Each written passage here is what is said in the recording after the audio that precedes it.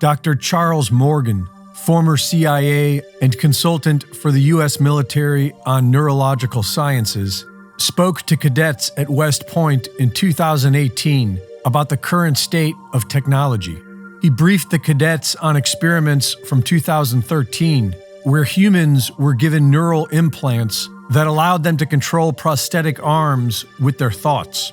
Experiments where one person can control another person's hands by just wearing an EEG cap. The person on the receiving end described the sensation as rather odd. He said, "I didn't know anything until I saw my hand beginning to move." But the really fun part was that you're taking over somebody else's physical body with the mind of another human. So what do you think would be the next step? Experiments where information is transmitted from one mind to another, and experiments where memories are erased. Dr. Morgan admits they have the technology to target an individual person. But you can engineer anything. You can engineer a unique thing that would only kill one person in the world. And are working on the ability to erase the memories of any human they choose. Their biggest challenge 5 years ago was being able to interface with the hippocampus without the use of physical wires. And this is most likely one of the motivating factors for the deployment of the experimental COVID shots. Using dark field microscopy, Dr. Anna Maria Mihalcea has captured in great detail what the scientific literature describes as effective technologies that exist today. Technology such as quantum dots. Quantum dots are nanotechnology with the ability to organize, operate, communicate, and build structures within the blood. They do so with a tunable photoluminescence that can be programmed to dictate various tasks via optical communication. The description and images displayed in the scientific literature compared to what Mihalcea's dark field microscopy has captured are the same. You can see the quantum dots blinking in different colors, acting as the artificial intelligence directing the self-assembly around them.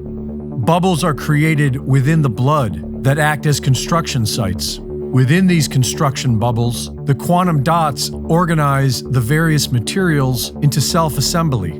These technologies are being found in both the blood of the vaccinated and in the blood of the unvaccinated. Depending on what materials are needed, the quantum dots will trigger them into self-assembly.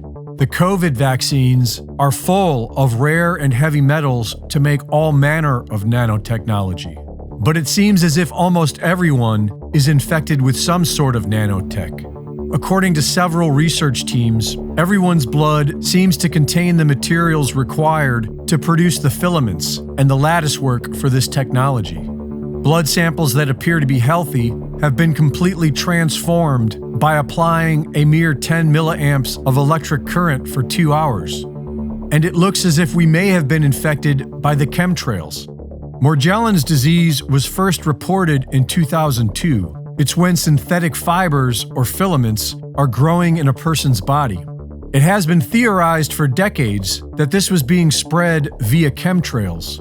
And under a microscope, it appears to be the same filaments that people today are calling blood clots, and what the scientific journals call self-assembled hydrogels. According to Dane Wigington from geoengineeringwatch.org, nanoparticles are being sprayed worldwide. The good news is that Dr. Mihalcea's research has found a remedy. The iron in the infected blood has been oxidized to a 3+ state. And by taking antioxidants, one is able to dissolve these filament clots. She has found that EDTA chelation therapy will remedy infected blood within 3 days, and megadosing vitamin C also seems to work. Reporting for InfoWars, this is Greg Reese.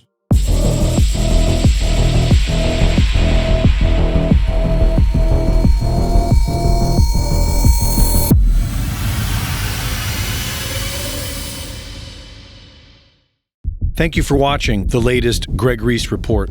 Be sure to go to reesereport.com to see my latest videos, sign up for my free newsletter, and subscribe for exclusive content. And be sure to support my sponsor at InfoWarsStore.com.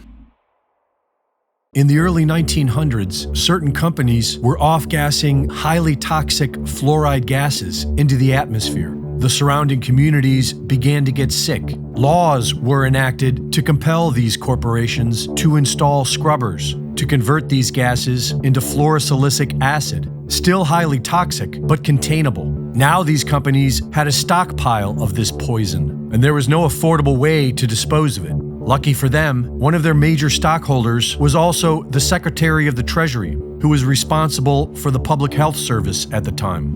And by 1950, the US government began buying this toxic, untreated industrial waste product and dumping it into our drinking water. Reputable studies show that it's causing various cancers and other disease. With the Alexa Pure Pro, you can have clean drinking water and a remedy to this madness. Available now at InfoWarsStore.com.